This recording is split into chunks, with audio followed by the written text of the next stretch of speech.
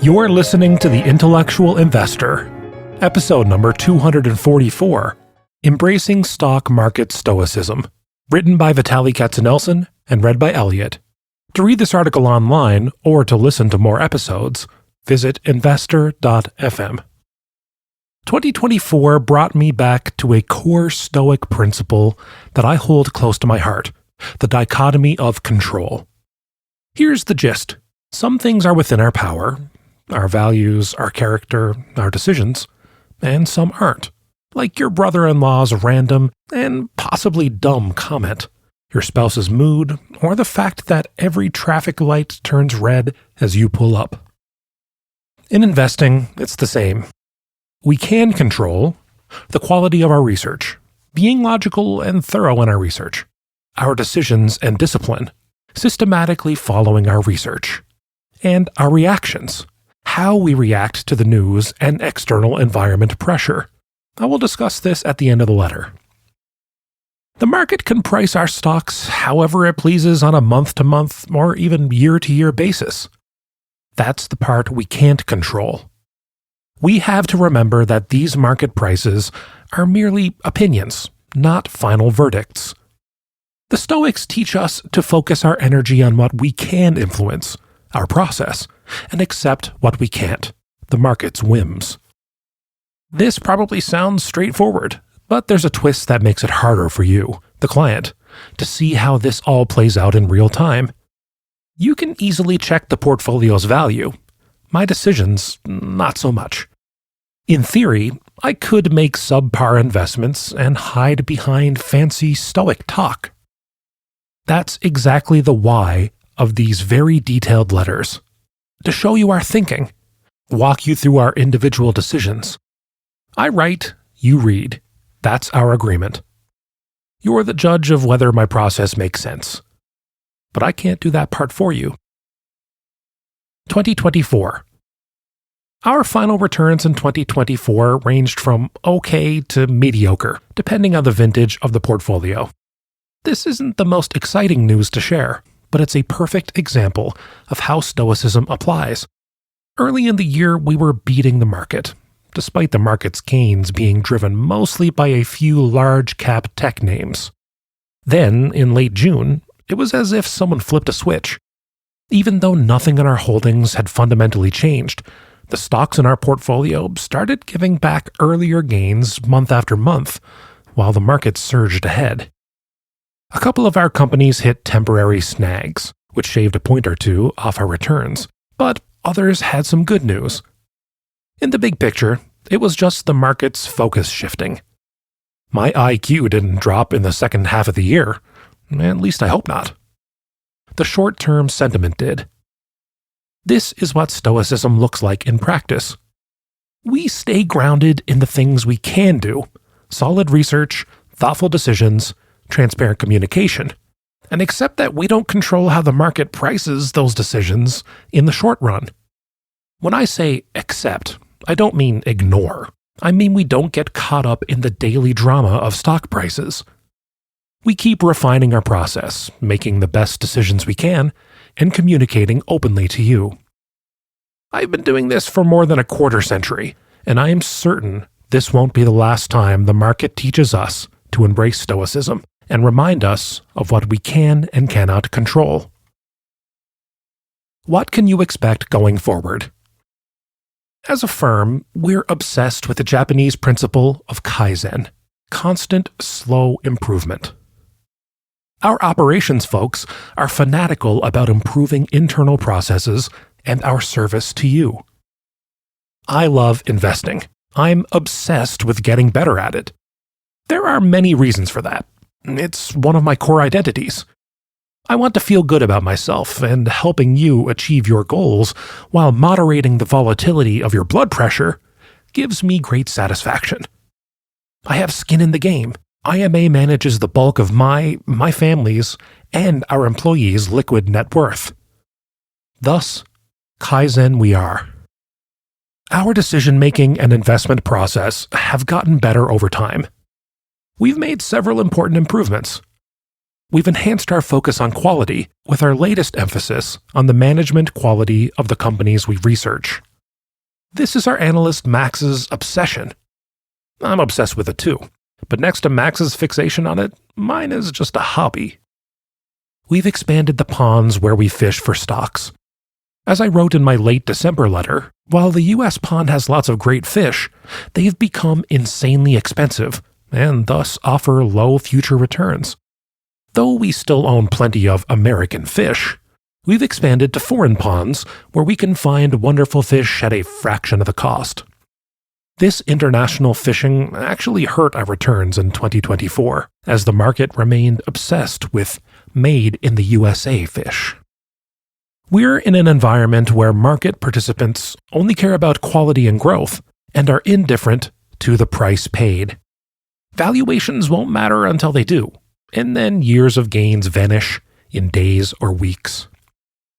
We'll discuss the market next, but let me conclude this section with one more thought. I smile when Apple says, "This is our best iPhone yet." You'd expect a company to keep making a better product if they want people to keep buying their stuff. You can't see this in our numbers for 2024, but I think we're making a better product. Clients asked, "What can you expect going forward?" I'm going to answer this question the best I can.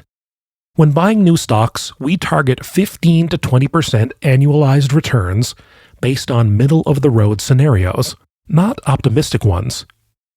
We'll have upside surprises to conservative fundamental estimates, like McKesson's performance exceeding expectations. But we'll also have disappointments. We maintain models for every company, updating them when we learn new information to stay grounded in fundamentals, revenues, margins, cash flows, and earnings. Based on these models, we project fair value 4 to 5 years out to calculate expected annual rate of return, including dividends, for each stock we own. Currently, our top 20 holdings show about a 16% expected annual rate of return, with our top 10 stocks, which have higher weight, around 18% annual rate of return. Remember, these are our best estimates, not guarantees. Fundamentally, our portfolio did absolutely fine in 2024, as earnings growth outpaced our returns. The market. It seems like there are several tiers in the US market. There are 10 wonderful, awesome, unbelievable, incredible, I am running out of adjectives, US tech companies, which represents about 40% of the value of the S&P 500. And then there are 490 schmucks, and everything else. A lot of these schmucks are not cheap. We'll discuss one. But most of the returns in 2024 came from the 10 stocks with great adjectives. I wrote about them at a few links in the show notes, so I won't waste your time reviewing. Let me just touch on one of those infinite adjective companies, Apple, which will also shed light on its brethren. Apple is very close to me, literally. I'm typing this on a MacBook Air. Since the launch of iPhone and iPad, Apple has always seemed one product away from creating another iPhone-like success. But other than services, the company hasn't released a major successful product category since AirPods and the Apple Watch, almost a decade ago. The Apple Car is a no-go. Then there's the Vision Pro. As much as I admired the commercials for it and the early reviews, and I buy almost everything Apple makes, my Vision Pro went back to the store after 2 weeks of giant headaches. Aside from the confusing interface, it literally gave me migraines. So far, it's been a major market disappointment too, though there's a lot of great technology for Apple to use in future products. Apple is late to the AI party. Its AI integration in the iPhone is a joke. Siri's IQ has remained at a well-trained cat level for years, while its competitors are approaching human intelligence. I use the ChatGPT app instead of Siri. Apple will solve a lot of these problems. It has cash to buy its way out of many of them. It has a strong ecosystem and loyal customers, though this loyalty isn't infinite. Maybe the market sees Apple as an AI play, but AI is becoming crowded with companies that didn't even exist a year ago. And for Apple, AI mostly means that people will keep upgrading their phones, which they're doing anyway. Apple's revenues haven't increased in 3 years, nor have its earnings, which have steadily hung around $6 per share. This is why I'm writing. Nothing in January 2024, or since, indicated Apple's valuation should go up. If I told you in early 2024 that you could buy Apple stock at 30 times earnings, a reasonable person would have said, no thank you. That's what Buffett did. He sold a good chunk of Berkshire Hathaway's Apple holdings. If you had followed this reasoning, you would have missed out on a 33% return. Today, you can buy this wonderful Apple stock for only 40 times earnings. If over the next 10 years Apple's earnings double, a big if, and it trades at 20 times earnings in 2035, a generous assumption, current investors will make no money if they own Apple stock today. This describes 2024 and the bulk of the market. Let me highlight one of the schmucks as an example of the rest of the market. Walmart, another wonderful made-in-America company. Its revenues basically grow with GDP, maybe slightly faster at times. It has already conquered the U.S. retail market. It has already failed and succeeded in international markets. That might have been a story of optimism 3 decades ago. Its international growth story was spotty. But that chapter is behind the company. It is now at 2 to 3% real earnings growth plus inflation. Its earnings were around $1.60 to $1.90 for a few years.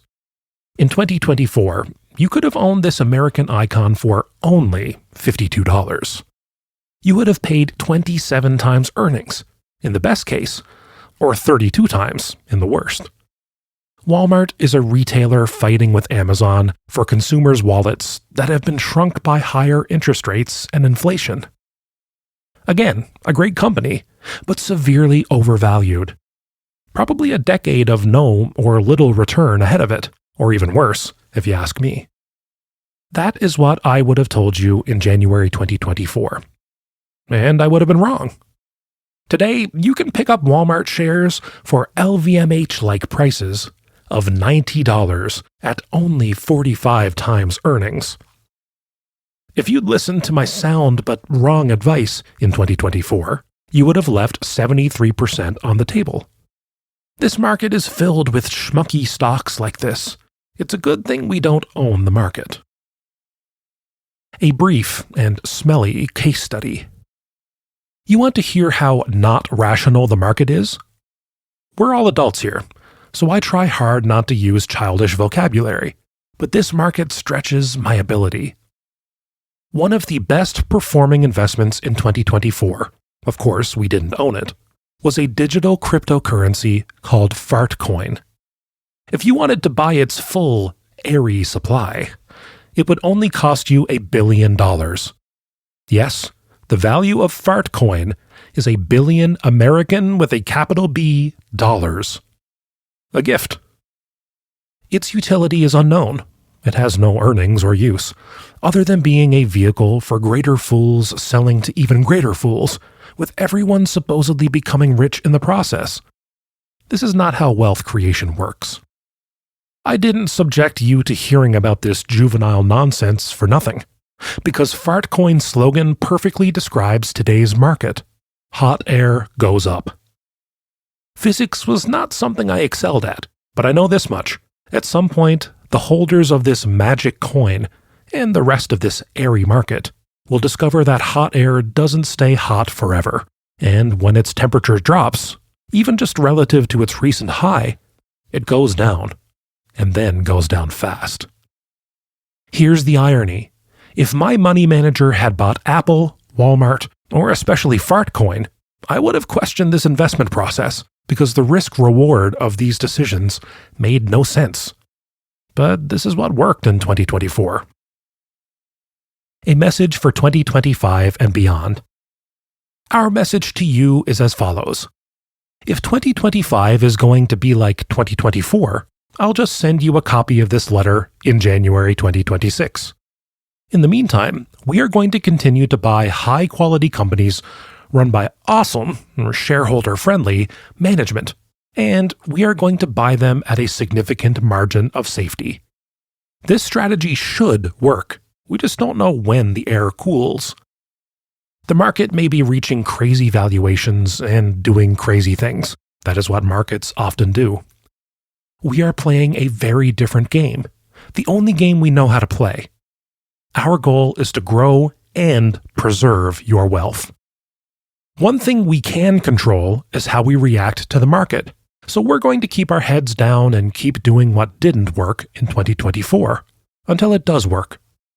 Yes, that may mean sticking to unpopular decisions, especially when things like Fartcoin are suddenly worth $1 billion, and already overvalued stocks have surged another 70%. It might not look brilliant at the moment, but it's the only rational path. Remember, rational investing doesn't always pay every single year. That's both the feature and the bug of the stock market. For those currently enjoying big gains, I'd point you to Mark Twain's advice. Whenever you find yourself on the side of the majority, it is time to pause and reflect. Not too long ago, when the market was tanking, our portfolios were headed in the opposite direction, up. I told you back then to bottle that I'm a genius feeling, because eventually I'd look less than smart again.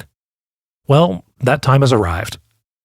Let's uncork that bottle and remind ourselves that just because it isn't working now doesn't mean it won't work later. In the long run, hot air or cold air, none of those things matter. All that matters is intrinsic value, what companies are truly worth. That is what we focus on, and will continue to focus on. The question of AI. A few clients asked if we were concerned about AI. As one long-term client, who has become a close friend, proudly and appropriately described me to his acquaintance, my money manager is a paranoid Russian Jew. Paranoid I am, but also excited. We've already integrated AI into our investment process. Artificial intelligence is a terrific tool that allows us to dig deeper and wider, but it is not a replacement for human intelligence. AI is definitely going to change the world. We're learning as much as we can about it and assessing its likely impact on our portfolio, both good and bad. A few months ago, my daughter Hannah, a freshman at the University of Denver, participated in a mock version of an AI science fair. Her freshman class was divided into 100 groups of 4, and they had to create a product using the latest sensor technology and AI. The top 15 groups presented their products at the science fair, and then 6 finalists presented their ideas. Hannah's team was in the top 6, but that's not why I'm writing this. I was blown away by what AI and sensors were able to do. To make sure that I am not caught flat-footed by AI, I am going to CES, the Consumer Electronics Show, in Las Vegas, and that's not exactly my favorite place in the US, but I am really excited about what I'll learn. I wrote this before attending CES. You can read my thoughts about the event at a link in the show notes. Thanks for listening.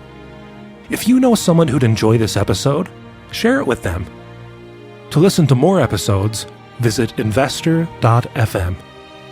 Enjoy life and prosper.